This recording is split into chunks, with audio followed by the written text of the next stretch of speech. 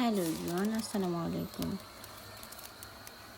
আমার daily life ব্লগে আপনাদের সবাইকে স্বাগতম। আশা করছি আপনারা সবাই অনেক ভালো আছেন। আমি আল্লাহর রহমতে অনেক ভালো আছি। তো ওই যে আমি অফিস শেষ করে এসে সন্ধ্যার পর কী করলাম সেটাই আপনাদের সাথে শেয়ার করব।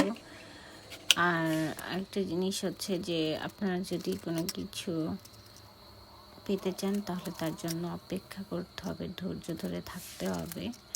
তো এই পেজটাও আমার সেরকমই, তবে আমাকে খুব বেশি দিন কষ্ট করা লাগে নাই। আমি নিয়ম মেনে কিছুদিন কাজ করছি। তো এটা থেকে আমি চিন্তাই করতে পারিনি যে আমার ইনস্টিম সেট আপটা এত তাড়াতাড়ি চলে আসবে। তো যাই হোক, আমার 10K ফলোয়ার্সও চলে আসছে খুব তাড়াতাড়ি। আর এই পেজ খোলা আমার প্রায় অনেক দিন আগেই অনেকগুলো পেজ খুলেছি, তবে এই পেজটা আমার মাত্র 3 মাস হয়েছে। আর 2021 সাল থেকে 19 সালেও একটা পেজ ছিল। তো ওগুলোতে আমি তখন ভিডিও আপলোড করতাম, মিউজিক অ্যাড করতাম। তো ওইগুলো আমার আর রান করতে ইচ্ছা করেনি। তো আমি নতুনভাবেই আর একটা খুলে এখন স্টার্ট করছি। তো 3 মাসের মধ্যে আমার ইনস্টিমেটটা যাতে তাড়াতাড়ি সেট হয়ে যাবে, সেটআপটা চলে আসবে, আমি চিন্তাও করিনি। তো আমার বোনের আমার আগে পেজ খোলা, ওরও হয়তো এখন আসে নাই। তো যাই হোক, মনে হয় আমার লাকটা অনেক ভালো। তো আলহামদুলিল্লাহ অনেক তাড়াতাড়ি চলে আসছে এটা।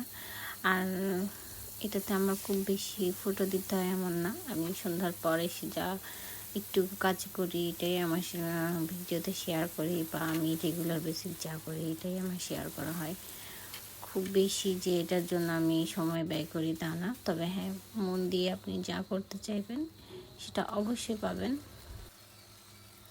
আর এটাতে যতটা না সময় ব্যয় করতে হয় তার চাইতে বেশি ধৈর্য নিয়ে কাজ করতে হয়। আর আপনি যদি মনে করেন যে একটা পেজে কাজ করবেন, তাহলে আপনাকে অবশ্যই ধৈর্য রাখতে হবে।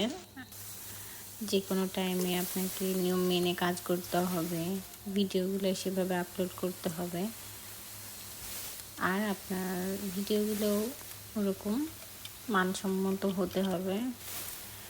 আমি জানি না যে আমার কোন ভিডিওটা আসলে ভাইরাল হয়েছে। তো যাই হোক, আমার ভিডিওগুলো থেকে যে ইনস্টিম সেট আপটা আসবে আমি এটা চিন্তাই করিনি। যাক, আমার এটা দেখার পর অনেক হ্যাপি লাগছিল।